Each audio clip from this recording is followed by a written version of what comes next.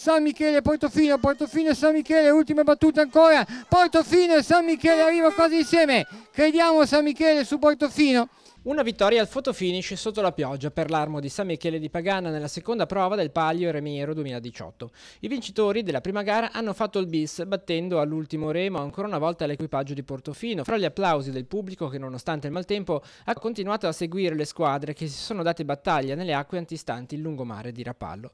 Sul terzo gradino del podio è salito Sesti Levante, seguito da Zoagli, Lavagna e Chiavari. Per la classifica dei gozzi in legno da 22 palmi, San Michele consolida la prima posizione salendo a 16 punti, seguito al secondo posto da Portofino a 13 punti, Zoagli al terzo a 12 e a seguire Sesti Levante a 11, Lavagna a 8 e Chiavari a 6 punti. In acqua anche le imbarcazioni in vetroresina delle altre categorie in gara. La vittoria per le donne e per i senior maschile è andata alla Gianni Figari di Santa Margherita Ligure. Il Sesti Levante si è aggiudicato il primo posto per la categoria master maschile e per quella juniores.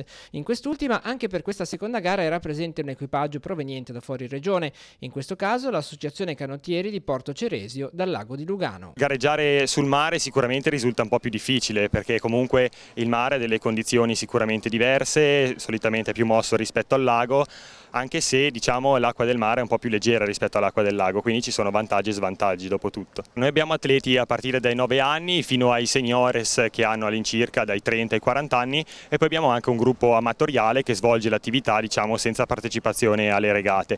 Abbiamo all'incirca una cinquantina di iscritti e alle regate solitamente di Iole d'Elba ci presentiamo anche con 18-20 equipaggi. Per quanto riguarda i gozzi è una specialità che noi pratichiamo poco sul lago, quindi ci alleniamo prevalentemente sulle Iole Elba, però diciamo ci improvvisiamo anche su questo tipo di imbarcazioni per cercare di portare anche la canottiera di Porto Ceresio all'infuori della normale attività che svolgiamo tutti i giorni.